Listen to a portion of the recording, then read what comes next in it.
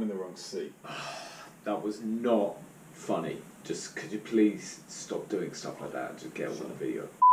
So obviously, welcome back to Mixdown Mondays. We've done gain staging, we've done like the basic mix things. Now I'm kind of going more in depth into some of the things that I use to, you know, make my beats and stuff. So usually, as you've seen on the mix template, well, this isn't the mix template, but I do have obviously the gain at the very top, and then next it goes to compressor, and the next couple of videos are pretty much going to be going down my list. So if you've come for EQ, that's next time, so you're going to have to come back. But if you're here for compression, that's good, because this episode is about compressors and compressor techniques and stuff. I've got 4. I've got basic transient control, sidechaining, parallel compression, and glue compression. I'm going to put timestamps along the bottom, and so you can skip to each section what you need to do and stuff. So that's all good. Starting off, what we've got is what a compressor is most commonly used for, and that is compressing a sound. You got to remember here that a compressor is not just to bring the volume of something up. That's something that and I'm pretty sure loads of new producers out there, you know, you just think that shove it in a compressor, it'll make it louder, it might even distort it, which might sound cool to you if you're stupid. Let me show you what we've got. I'm sure you've heard this beat. I use it in the back of my videos all the time.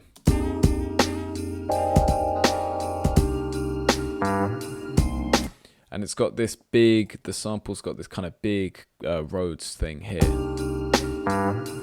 like that.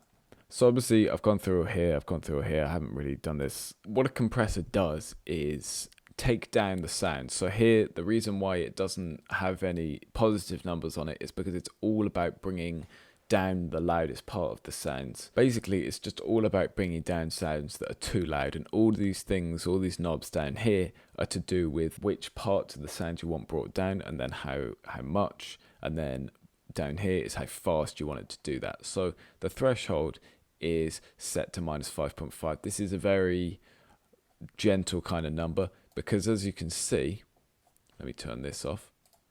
As you can see, this whole sample is very, very, very kind of flat. And then as we come here to this big note, you can instantly see it a lot. So, you know, that shows that it really sticks out a lot. So we really don't need to throw much of the sound through the compressor. Obviously, if I put it to -50, everything is going through the compressor, and obviously it's compressing stuff the whole time. See, it's just a big fat rectangle thing. But if I put it kind of to where I think that sound is, and you're supposed to use your ears and stuff, you know, I can't do it for you. Nothing's really happening around here. And you can see there at the start of every chord, where obviously the piano has a massive attack, it's jumping up, and then especially here, like that. But then where this pad and stuff, this strings come in, see, it's not doing anything. And that's basically what the threshold does. The threshold is where you set it, and some compressors even have like a whole graph thing, like a whole line where you can see it. It's quite cool. Next, the ratio. I've gone a bit mad here with the ratio. Usually, for lots of different things, you're only really going to be using a ratio of like maybe 2 to 5, maybe 8 if you're an absolute madman. But the reason I think I've put this to 30 is probably because I wasn't really paying attention, but also because I've set it a very kind of high threshold, because it's obviously minus numbers. And obviously that means that if I put it to like a normal amount, see, it's only going to jump up a small bit because it's not being compressed much. So if I throw it up to 30, it comes all the way up to like -3 and -4 here, which is kind of what I want. And it obviously doesn't matter too much because bits like here aren't even getting affected. So I can kind of leave it at 30. I think it sounds alright. It's totally fine. Next up is the makeup gain. And this is where you kind of have to remember this part. Basically, the compressor, it's doing stuff to the waveform, and you don't want it to make the sound louder. If you want the sound to be louder, you just use your volume here thing or your level. If you want the sound to be quieter, again, take it down. So you have to be careful to kind of just blind check and A/B your sound, So when you've put it through all your things, you want to keep it the same volume coming in as it is coming out, so that it's all consistent in your mix, and you can easily, do stuff with the level faders, which are what they're used for. Otherwise, they're a bit useless. So here, you can hear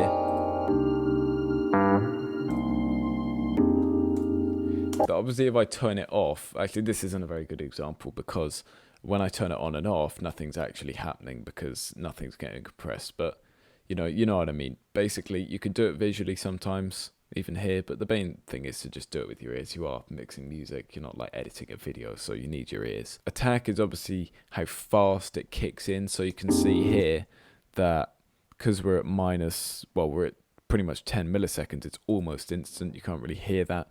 And release is 100 milliseconds because I want it to kind of stay on a tiny bit, because obviously here, the sound is going back down to normal, so I want the compressor to stay on. If I just kept it on very low numbers, see, they pretty much turn on instantly and turn off instantly. If I kept it to really long numbers, see, it's a lot slower. See, that's a lot more of like, a smooth curve rather than a kind of triangle. So that is basically what a compressor, that's the most basic thing a compressor is used for. All compressors are the same, really. Some of them work better than others, or some of them work in different ways of others. I'm not going to get into different types of compressor, like an FET, because I'm using an FET now. I think that's like field effect, like transistor or transformer or something, I'm not quite sure. Basically, if you want me to do a video about that, I will. But we're moving on to the next section now, which is sidechaining. Sidechaining. Pretty easy to do, actually. You just have to remember to name your tracks and name them something pretty obvious like kick. So, this is what I'm doing. Basically, I think in many situations when you're sidechaining, because you're going to be finding yourself sidechaining stuff, mainly the bass to the kick. And when you're sidechaining something to something, it means that is reacting to it. So if I sidechain something to the snare, it means that, say, I was sidechaining this piano to the snare, it means that this piano is reacting to what the snare does. So sidechaining is basically when so let me show you actually. I've got this compressor up, and what it does is basically it doesn't actually do anything based on incoming transients from the sine bass. If you wanted to do that, then you'd have to put a second compressor on, doing your basic transient control stuff in the last section. But sidechaining reacts to what you put in. So basically I've programmed it so that whenever the kick hits, the compressor is going to recognize that and then react to that. So basically just what you do to that is you go into, if it's a bus, obviously here, but in this case we want to sidechain an instrument. I go down here, Divinity kick, and then obviously that puts it in our menu here. And let me just show you what that is. So can you see here how every time the kick comes in, when it does a double hit, obviously it's slightly longer, but it just ducks the bass by about -8 or -7. So that's all pretty good. The settings are exactly the same. Your threshold, your ratios, your attack and release is how you get that either really steep triangle or kind of nice curve type shape. The only thing is that you have to remember to go up here. I can't speak for any other plugins because I don't have them. This is the only compressor I've got. In Logic 1 it's in the top right, but in other plugins you might have to like do a few things. I'm not quite sure. Basically it's very simple. If you want like a slightly longer sidechain, see, we got less of a steep curve. If you just want it to turn on and off, boom boom, like that, just up and down like a triangle. Obviously the ratio and threshold is how you set it to how much you want. So if I have a really high threshold and a really low ratio, it's really, see, it's not going to do as much. But if I have it here, we go back to like -5 and stuff. And what that helps with is kind of the kick, and just you do it with competing instruments. So obviously the kick and the sine bass are going to be competing for the same kind of frequency range, maybe like 40 to 100. And so obviously the sine bass is going on the whole time, so it can kind of afford to miss a few hits. The kick, it's doing its own thing. It needs to cut through. So every time, and you could do it manually, and you could literally draw in an automation drop every time. But luckily people have figured this out and made it a lot easier for everyone, and just designed a small little compressor thing that basically just does that for you, and it's really good. You can also do it for more like production style techniques. For example, if you wanted to really pump something, you could put just a sound, mute it, and then that would be good. Or in like dance music and stuff, you usually find people sidechain the whole track to the kick so that it really gets that kind of on-beat pumping feeling. So that's sidechaining. It's pretty simple. Once you know how to do it, it'll seem like really easy and just like second nature. So next up we got parallel compression. This can also be called the New York compression trick, and some of you might remember I did try and do a video on this a couple of months ago, but it turned out to be pretty bad because I didn't actually know what I was doing. So this is pretty much the second go. Basically what it is you're kind of just compressing everything out of what you put in it, and most people put in like drums and bass and stuff. It's not really so much like a chord or lead thing, I don't think. I mainly just use it on my drums and bass. And basically, this is how you're going to do it. In the video where I did it before, I talked about like duplicating the track and stuff. That didn't really work because I just got loads of phasing issues because I don't think I did it properly. So this is just a really easy way to do it if you understand buses, which is pretty simple. I've probably got some videos on buses somewhere, but I don't know where they are, so go check them out if you can. Basically, what you're going to need to do is make a bus, basically. So it's not an output bus, it's a send. So you can still have, if I had a drum bus going, you can still have the output of those sounds going into your drum bus. We go into sends, obviously bus 2, I'm just going to call this Paracomp for short, because I'm cool. And then put it into stereo, because obviously we've got stereo sounds going in. And the main things I think I'm going to put in are the kick. So actually, let's take that out. I'm going to put in the kick. Send that here. I'm going to put in the clap. Mainly put those two in. And then I can always add stuff in kind of afterwards. So what I'm going to need to do is feed as much stuff into that as possible. So I'm going to put it into +0. I'm not going to put it to +6 because that'll just boost the volume of it, and it'll cause some mad stuff because of digital distortion and stuff. Then what I'm going to do is put on a compressor. So dynamics, just a standard compressor or whatever compressor you like. And basically, I'm just going to go super mad with it. So come onto this one, doesn't have any attack controls or stuff, and I'm literally gonna try and get it going to like -30 and stuff, so we might have to turn this down.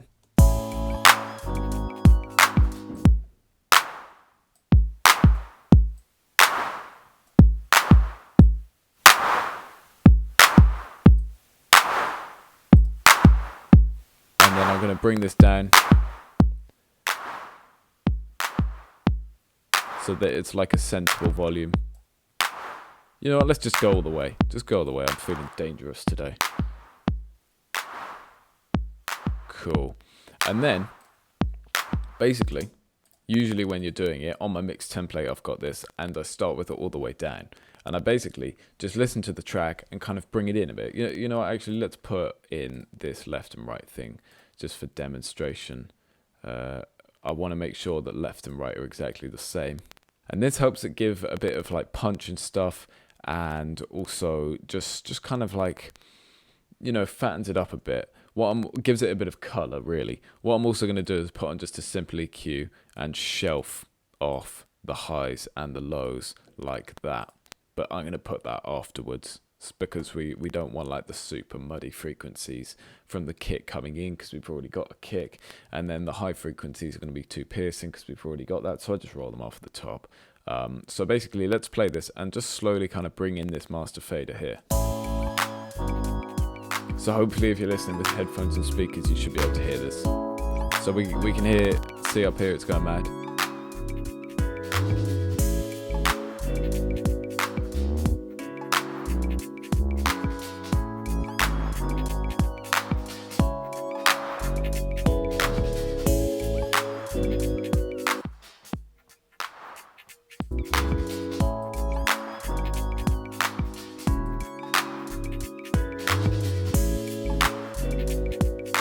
So you can see not only does it make it a tiny bit louder, and you can obviously balance that because it's just volume, it also gives the clap a tiny bit more punch because obviously it takes out that first things of it.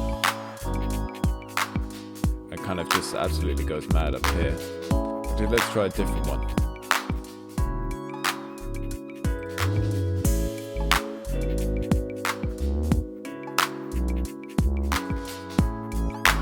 And obviously the clap, you can kind of hear that if we turn it up a tiny bit, you can hear that it just moves a bit really. It kind of like it just pumps a bit, but it's like because it's just to do with some random numbers, it does it a bit irregularly. And because we've put this EQ on, it kind of really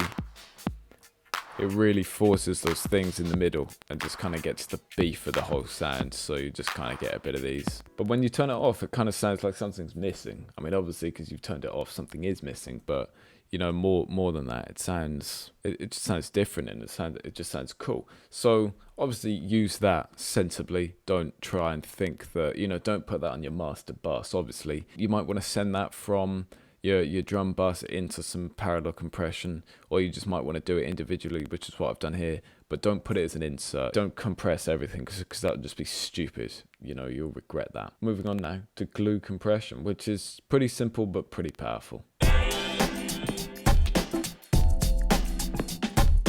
So this is the first beat I ever made with an MPC. It's not totally good, but you know what you can do. So we've just done parallel compression, which is about being like rough and stuff. Glue compression is literally just about kind of bringing everything together a bit, calming it down. So here, hopefully I've got a drum bus.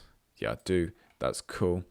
And yeah, I don't really have too much compression on there. So I've got an expander, not actually sure what this does. I might have to look into that, but this preset sounds pretty cool. Graphic EQ, obviously it's an EQ. It's pretty obvious what that does. But glue compression, I'm actually going to put this on first. So if we just get a compressor, and I quite like for this the opto compressor because it's vintage and I'm making vintage kind of beats.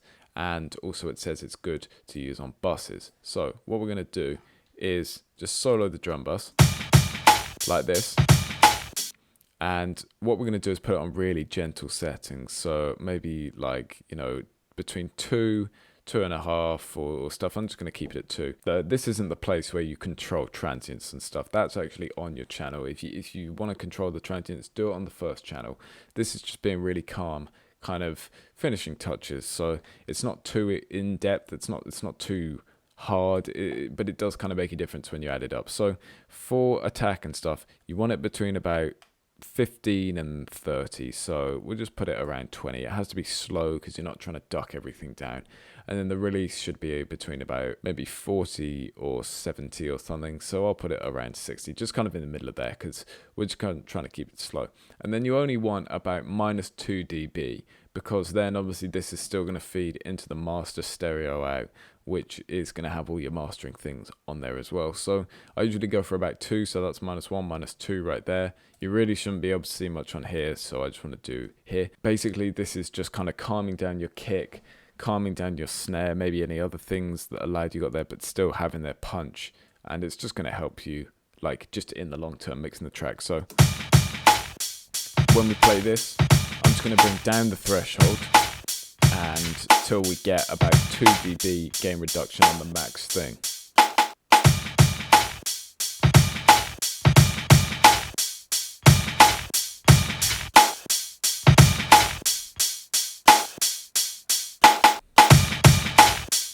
So that's cool there. Obviously you can hear, because we're bringing the threshold down, it's got louder. So obviously I'm going to do the makeup gain. So I'm going to turn this on and then off. So maybe -5.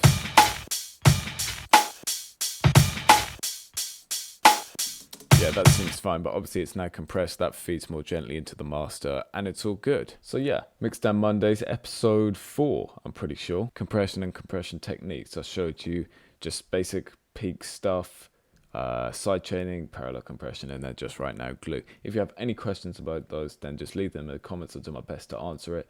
Watch out for next time, probably in a month, which is going to be this kind of style of video with different sections, but about EQ, and then maybe I'll continue down my list on like delays and reverbs and stuff that's generally important and what I use most of the time. So yeah, thanks for watching. If you're not subscribed already, obviously subscribe so you never miss another video like this or any others that I do. Yeah, have a good rest of the day.